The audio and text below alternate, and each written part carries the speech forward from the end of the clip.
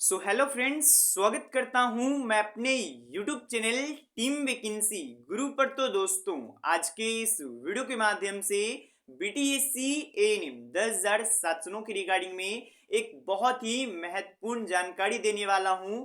जो भी स्टूडेंट्स इस भर्ती में आवेदन किए हैं, आज का वीडियो आप सभी के लिए बहुत ही इंपॉर्टेंट होने वाला है। केवल आप इस वीडियो को पूरा एंड तक देखिएगा।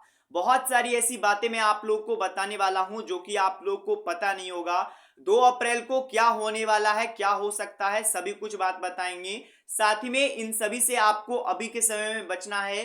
कौन सी वो बातें हैं वो भी मैं आप लोग को बताऊंगा, तो वीडियो के लास्ट तक बने रहिएगा। और जो भी स्टूडेंट्स इस चैनल पर नए आई हो, चैनल को सब्सक्राइब करके बेल नोटिफिकेशन ऑल सेट कर लीजिएगा दोस्तों। अब चलिए डायरेक्ट जानकारी के ऊपर चलते हैं। सबसे पहले तो मैं आपको बताना चाहता हूं, अभी के समय में अगर एएनएम का बात किया जाए, बीटीएससी एएनएम का बात किया जाए, तो दो केस यहां पर है। दो केस में पहला केस है जो कि एलपीए 238 है, जो कि यहां पर ये किया गया है, एलपीए दायर किया गया है स्वास्थ्य विभाग की ओर से। डबल बेंच पर सरकार गई थी, वो आप लोग को पता है। और इसका सुनवाई भी हुआ था 15 मार्च को, और 15 मार्च को सुनवाई में ये हुआ कि अगला डेट दे दिया गया। अगला डेट दिया गया था 2 अप्रैल को। ये आप में से सभी लोगों को लगभग पता ही होगा।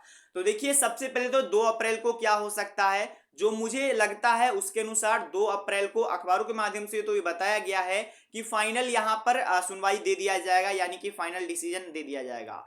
चांस है भी, चांस नहीं भी है। हो सकता है कि जो 2 अप्रैल है उसके बाद का अगर आपको अप्रैल में ही एक और डेट मिल जाएगा, और उसमें हो सकता है आपको जो भी डिसीजन लेना होगा।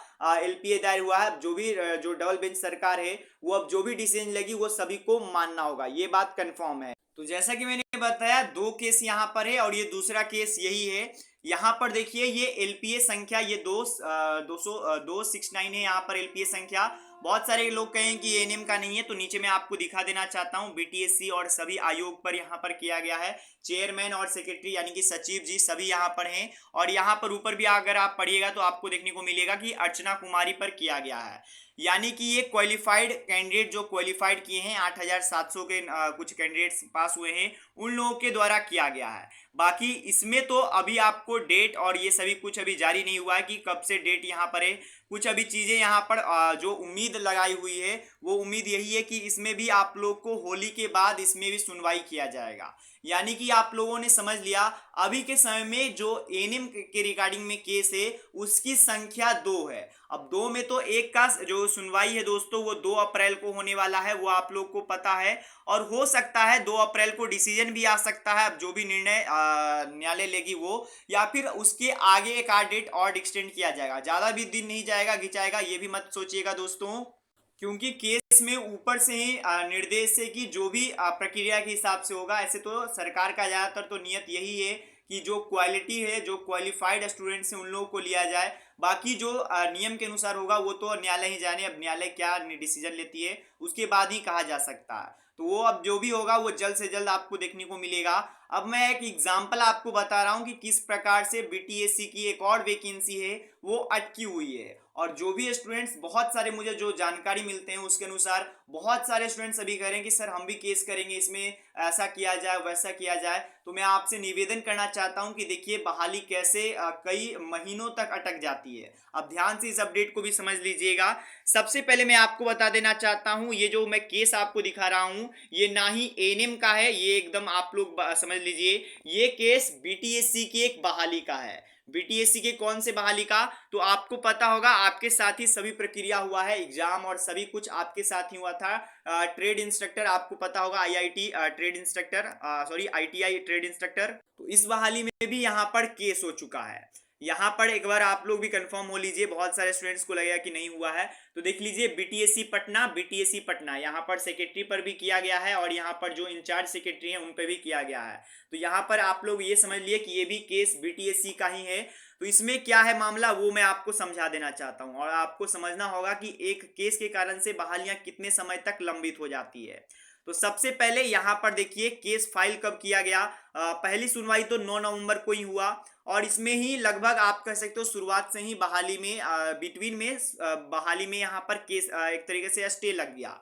अब इसके कारण से आप देखते होगे तो बीटीएससी में आईटीआई इंस्ट्रक्टर के लिए भी कोई अपडेट नहीं आता है। जिस प्रकार से एएनएम के लिए अभी कोई अपडेट नहीं आ रहा है, उस प्रकार से इन लोगों की वैकेंसी का कोई अपडेट नहीं आ रहा है। और इन लोगों के लिए एक दिक्कत बात यह है दोस्तों कि इन लोगों का डेट बहुत ज्यादा दिन दिन के बाद दिया जाता है। अब हो सकता है इसमें ये दिक्कत हो, अब बाई चांस कोई और वैकेंसी कोई और स्टूडेंट्स ऐसे हो जो कि केस कर दें, तो आप लोग को ये समझना होगा कि नौकरी अभी के समय में बहुत जरूरत है। 10,709 जो परमानेंट नौकरी है उसकी सख्त से सख्त जरूरत बिहार में है। यहाँ पर एक चीज आप देखिए, सबसे पहले तो फरवरी में 28 फरवरी को यहाँ पर सुनवाई हुआ, उसके बाद डायरेक्ट यहाँ पर 21 मार्च को हुआ। एक महीने का गैप यहाँ पर आप देख सकते हो।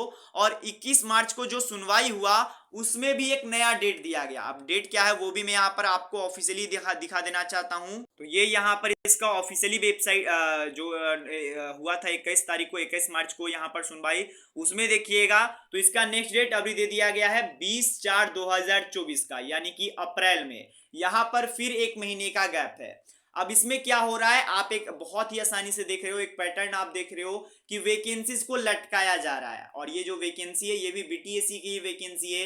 एक महीने के बाद एक डेट आता है, उसमें भी सुनवाई कुछ मिनट के लिए होंगी, कुछ मिनट के लिए होगा, और यहाँ पर तुरंत आपको एक नया डेट दिया जाएगा कुछ महीनों के बाद। तो ये बेसिकली आपको ये समझाने के लिए जानकारी मैं दे रहा हूं कि जो भी स्टूडेंट्स केस के रिगार्डिंग सोच रहे हैं कि मैं भी केस करूंगा, मैं क्वालिफाइड वाले हूं या फिर संविदा वाला हूं, देखिए अभी की परिस्थिति ये है कि पहले वैकेंसी को क्लियर होने दीजिए। और एलपीएस सरकार ने दायर किया ही है, तो सुनवाई जब तक नहीं हो जाता तब तक, जब तक डिसीजन नहीं आ जाता है तब तक आप लोग वेट कर लीजिए दोस्तों। और बाकी मैंने आपको फंडिंग के रिगार्डिंग भी अपडेट दिया है कि कई सारे लोग फंडिंग कर रहे हैं। अब ये पैसा कहाँ जा रहा है, किसके पास जा रहा है, इसका कोई अता पता नहीं है।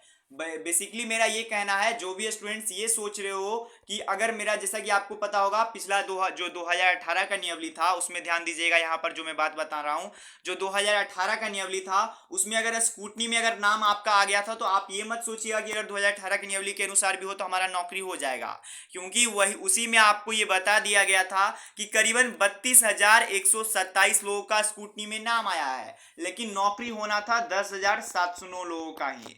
और एक और अपडेट बता देना चाहता हूं जो क्वालिफाइड स्टूडेंट्स है, क्योंकि बहुत सारे स्टूडेंट्स होते हैं वो पूछते हैं कि सर आप किनके पक्ष में बोलते हो, आप उनके पक्ष में बोलते हो या फिर इनके पक्ष में।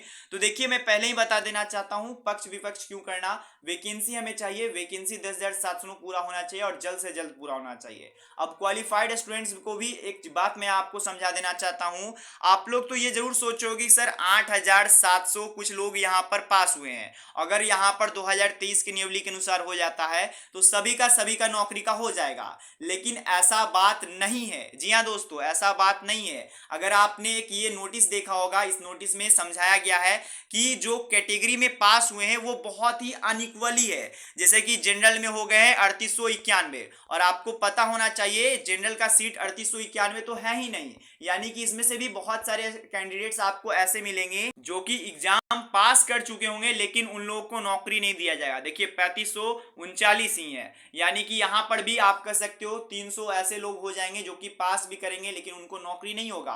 तो बेसिकली मेरा कहने का मतलब ये है, अभी नाम मेरिट लिस्ट बना था ना कुछ बना था, तो अभी जो भी प्रक्रिया सरकार करती है उसे आप लोग लागू कीजिए, आप लोग ज्यादा मत घबराइए। बहुत सारे लोग हैं जो कि इस प्रकार से काम करते हैं। तो देखिए इसमें केवल और केवल आपकी वैकेंसी अटकी हुई रहेगी, और ये वैकेंसी आज की नहीं है, आपको पता होगा वैकेंसी आने के बाद 2 बार सरकार अलट पलट भी हो गई है, उसके बाद भी वैकेंसी बिटवीन में, ना ही आप इसे बोल सकते हो कि अंतिम चरण पर है, ना ही आप बोल सकते हो कि शुरुआती चरण पर है, ये बिटवीन फेस में अटकी हुई है। तो आप लोग को इन बातों को समझना होगा।